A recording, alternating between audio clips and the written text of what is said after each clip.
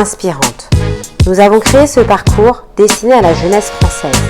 Non pas pour dire que les femmes peuvent réussir, non pas pour dire que les femmes ont réussi en tant que femmes, mais pour faire savoir à notre jeunesse qu'elle peut tout accomplir.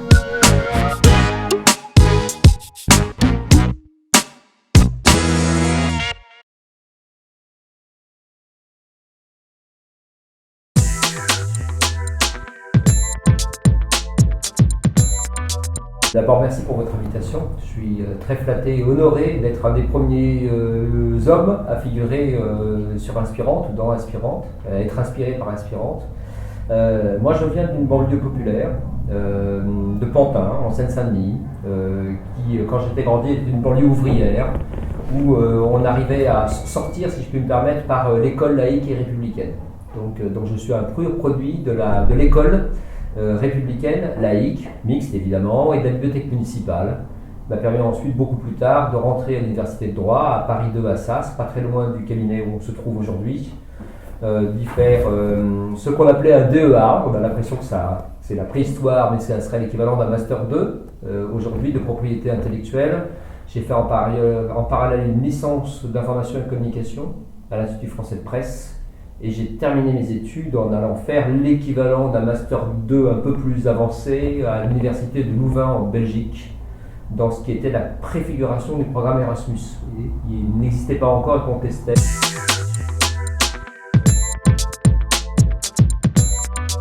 Moi d'abord j'ai rêvé d'être avocat, parce que l'enfant que j'étais dans un quartier populaire voyait sur les noms des rues des plaques qui disaient Gambetta, Léon, avocat et homme politique, Jules Guesde, avocat et quelque chose. Et je me disais, quel est ce métier extraordinaire qui fait que des gens ont été hommes politiques, tribuns, écrivains, grands orateurs, ont fait des avancées sociales importantes en étant avocat. Et j'ai découvert qu'on pouvait être avocat sans être fils d'avocat. Dans mon métier à l'époque, quand je débutais, pour être notaire, il fallait hériter d'une charge de notaire, ce qui coûtait très cher. Pour être beaucoup de professions judiciaires étaient par héritage, entre guillemets. Et puis j'ai découvert aussi qu'on pouvait être avocat dans la création, dans la propriété intellectuelle, au service des créateurs, des producteurs, des journalistes, des cinéastes, des écrivains, des romanciers, des architectes. Quand je dis romancier, c'est romancière, évidemment, écrivain, c'est écrivaine, etc. Vous avez compris, ma pensée est quand même très très mixte. Donc j'ai très vite orienté ma pratique professionnelle, mes études et ma pratique professionnelle vers ce qui me semblait le plus correspondre à mes aspirations personnelles. J'ai eu le choix à un moment dans ma carrière universitaire, dans ma formation, d'être pris à HEC en fiscalité internationale, qui était très tentant pour l'argent, pour 100 000 choses. Et puis il se proposait à côté de moi, à côté de ça, la propriété littéraire artistique.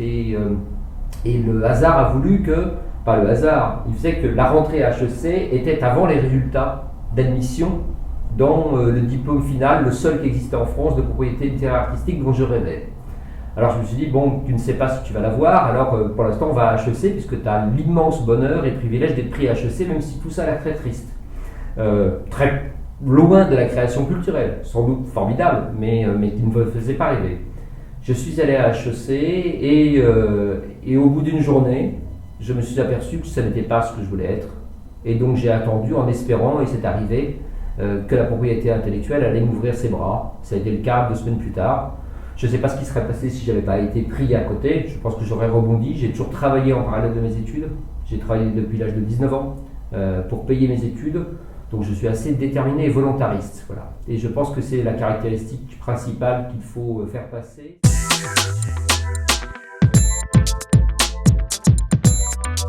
Je fais beaucoup de choses, je suis avocat, écrivain, conservateur du musée du barreau, secrétaire général du musée Yves Saint-Laurent, j'anime énormément de cercles, j'en préside beaucoup.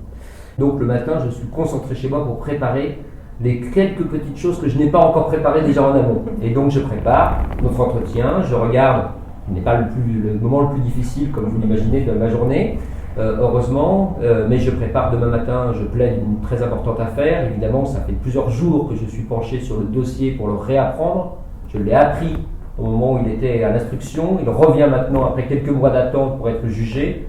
Il est hors de question de le découvrir 3 heures avant. Il est hors de question de découvrir, j'anime un colloque dans 2 heures. Je ne vais pas découvrir le nom des intervenants à qui je vais donner la parole et que je vais présenter seulement 1 heure avant. Ça fait plusieurs jours que j'ai chez moi et que je lis le matin leur biographie, que je prends des notes et que je prépare comme vous avez préparé cet entretien. Et après, elle est dans l'action, la mise en application de ce que j'ai concentré et prévu. Et la journée, elle peut donc se passer avec beaucoup d'événements imprévus, beaucoup de coups de fil d'urgence, parce que je suis avocat, je plaide, et qu'il est difficile de prévoir à quel moment quelqu'un va être en garde à vue, se retrouver assigné, convoqué par la police, arrêté, ou recevoir la visite d'un huissier. Donc toutes ces choses, je peux les appréhender dans la journée parce que j'ai préparé ma journée.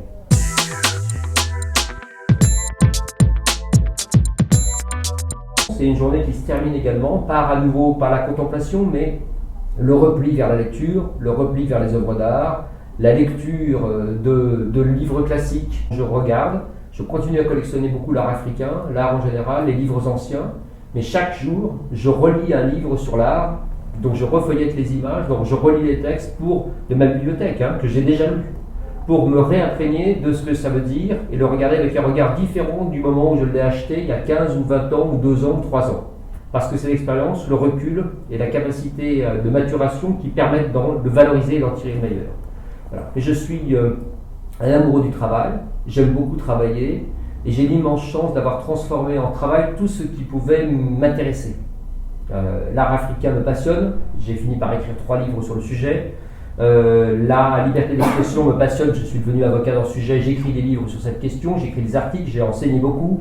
101 choses m'intéressent et toutes ces choses, quand on les travaille véritablement, on peut en tirer le meilleur. Le meilleur pour soi-même et le meilleur pour les autres et pour la société, le meilleur pour son épanouissement professionnel.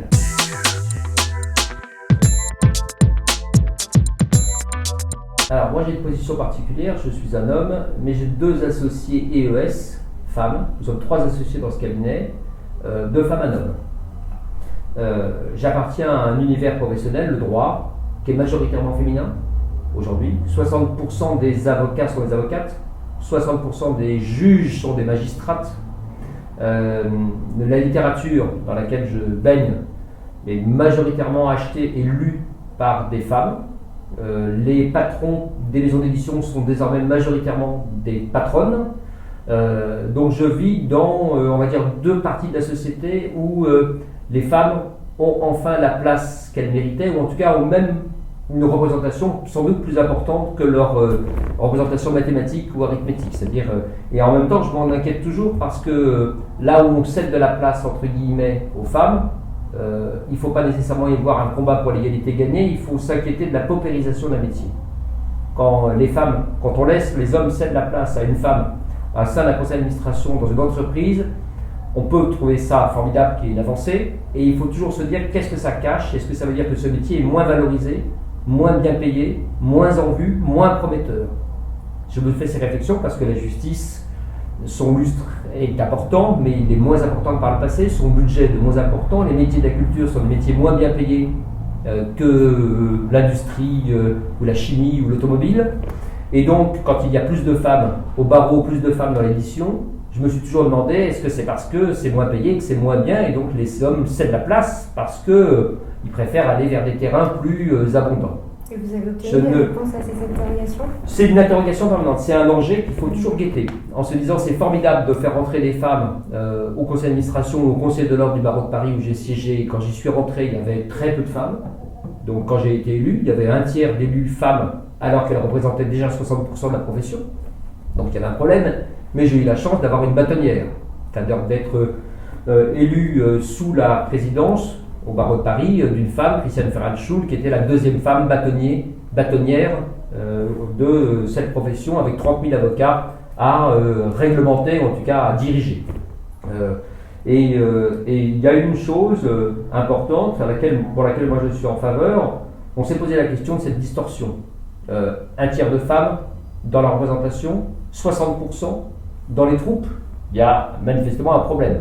Ce problème peut se régler sur 1 ou 2 générations, par de la bonne volonté. Mais 1 ou 2 générations, c'est long.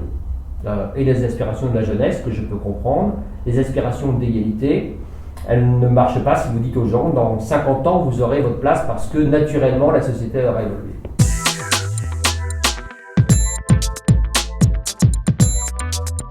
Alors on a fait une chose très simple. Quand j'étais au Conseil de l'Ordre, on a voté le changement des élections et l'obligation de se présenter en binôme, paritaire, homme-femme. On ne votait plus pour un siège, on votait pour 2 sièges et on vote désormais pour 2 sièges à la fois, un réservé à un homme, un réservé à une femme qui ont l'obligation de se présenter en tandem. Donc il faut choisir son partenaire d'élection et y aller, et ce n'est pas un suppléant ou une suppléante.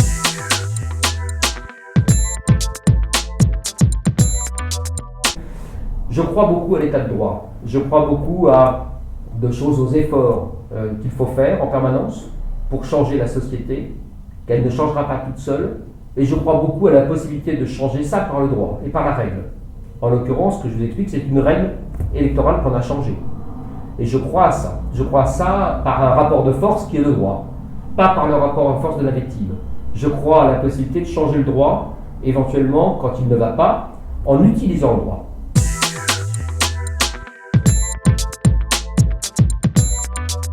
J'ai été très proche de Gisèle Halimi, immense avocate, décédée l'été dernier, grande combattante ayant plaidé à Bobigny la cause des femmes et de l'avortement, à un moment où la loi rendait illégale les pratiques des avortements et des femmes qui aidaient à avorter et des femmes qui avortaient. Et Gisèle Halimi a fait cette même chose qu'avait fait Rosa Parks, si je puis me permettre, sur un banc dans le sud des États-Unis au temps de la ségrégation, c'est-à-dire choisir délibérément d'avoir un procès pour faire changer le droit. Alors soit vous faites changer le droit, soit vous proposez une loi qui va dans le sens de l'égalité, soit cette loi ne vous est pas proposée et vous poussez les autorités par votre comportement à vous faire le procès qui vous permettra de revendiquer devant la justice une nouvelle règle de droit qui changera l'avenir.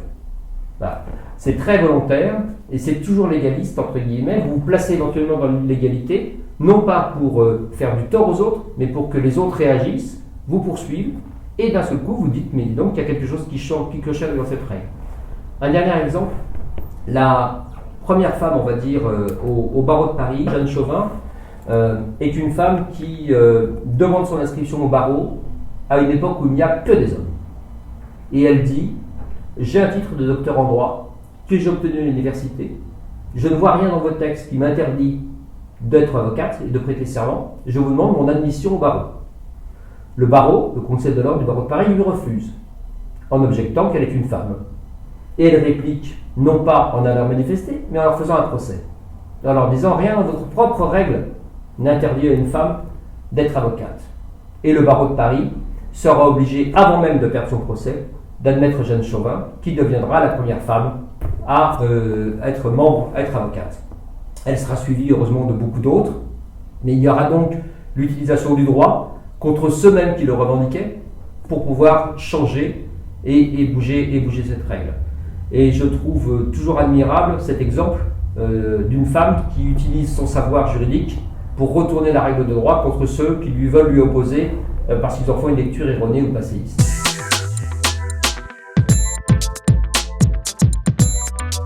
Une année, lors d'un voyage professionnel au Japon, comme avocat, où j'ai eu des négociations importantes avec des avocats japonais et des cabinets d'avocats français installés au Japon, je rencontre une avocate japonaise que je trouve formidable, qui est ma partenaire, entre guillemets, dans une négociation, pas mon adversaire, mais pas non plus totalement de mon côté, et je la trouve redoutablement efficace, très très efficace. Parlant un français formidable, moi j'ai appris le japonais, je l'ai passé au bac, je le maîtrise un peu, mais son niveau de français est largement supérieur à mon japonais, et je trouve l'intelligence de cette femme, la stratégie, la négociation, absolument remarquable. Et le soir même, après une longue journée de négociation où différents associés viennent, je rencontre l'associé français du cabinet dans lequel elle travaille. Et je lui dis, elle est extraordinaire, cette avocate, extraordinaire.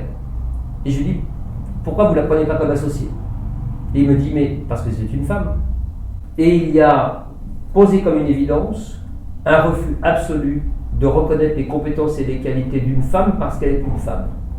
Je suis rentré très choqué et très, pas perplexe, mais très énervé ou très en colère. Et j'ai fait savoir ici, à ma bâtonnière, avec qui je travaillais beaucoup, pourquoi peut-être ce cabinet français ne devrait pas être considéré avec le même intérêt dans lequel on le tenait jusqu'ici, et peut-être pourquoi on pourrait en revanche faire un signe à cette avocate japonaise pour peut-être lui trouver une terre d'accueil un peu plus favorable. Alors à défaut de changer son destin à l'intérieur de ce cabinet, peut-être qu'on pouvait changer de cabinet et demander au nouveau cabinet qu'on allait recruter, avec qui on allait travailler, que comme condition, il fallait qu'on ait cette avocate japonaise avec nous. Et je pense, mon petit doigt me dit, que la position de la carrière de cette femme avocate japonaise, qui est devenue une amie, a changé un petit peu par le discours que j'ai tenu, choqué, que j'aurais dû tenir à la seconde même devant cet associé, que je n'ai pas eu le réflexe de faire à l'issue de cette réunion, et que j'ai tenu ici en rentrant en me disant ce que j'ai vécu est anormal et moyenâgeux.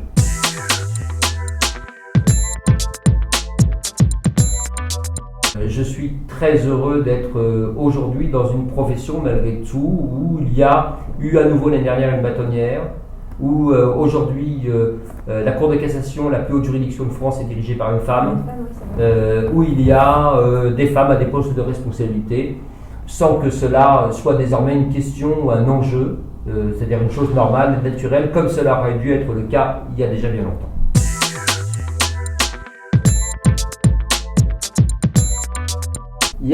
Je suis conservateur du musée du barreau de Paris. C'est un livre qui a été fait avec les archives de ce musée, dans lesquelles j'ai fait nommer une directrice.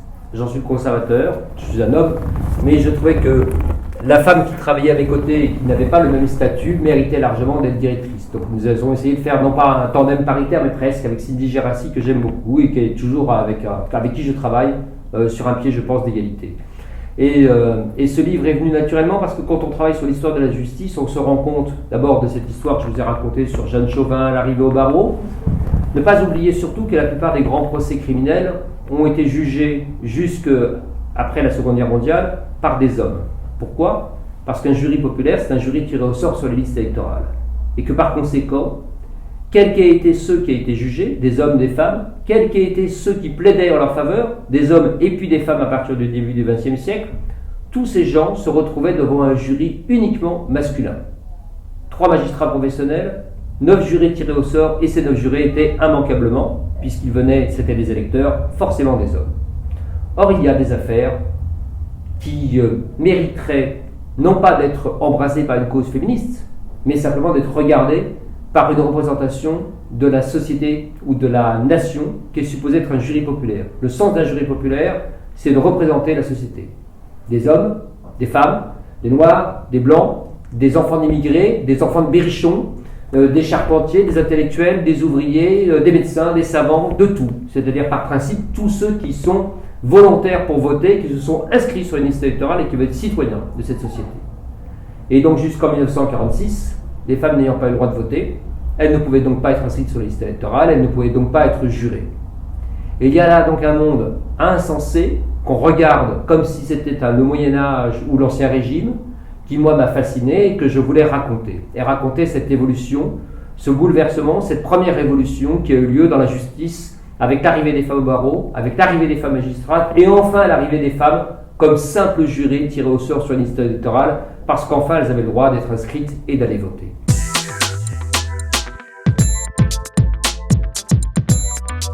Si Gisèle Halimi était encore vivante, je vous dirais que c'est elle qui m'inspire, elle m'inspire toujours. Je crois au symbole qui a été la vie extraordinaire d'une femme combattante.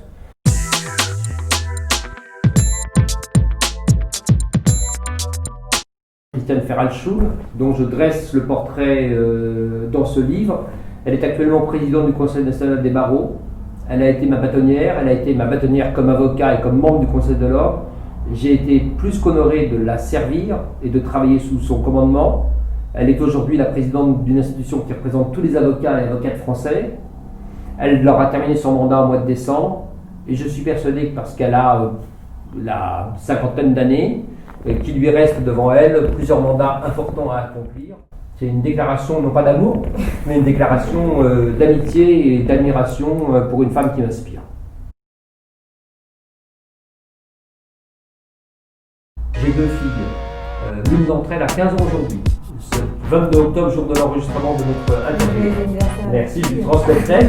Elle m'a demandé, enfin je lui ai offert comme cadeau ce matin, l'autobiographie de Michelle Obama. Et donc de venir. Parce qu'on en a parlé il y a quelques jours et qu'elle m'a dit qu'elle voulait le lire. Alors j'avais plein d'idées de cadeaux, de choses intéressantes, amusantes pour une jeune fille, mais je trouvais bien qu'elle me parle de Michelle Obama, pour qui j'ai une admiration immense, ne serait-ce que parce qu'elle est avocate. Et je me suis dit, je suis content parce que ma fille veut lire l'autobiographie de Michelle Obama, d'une femme dont le parcours est exceptionnel et qui le sera sans doute encore plus si elle décide, comme nous l'espérons tous, dans 4 ans de se présenter pour devenir présidente des États-Unis.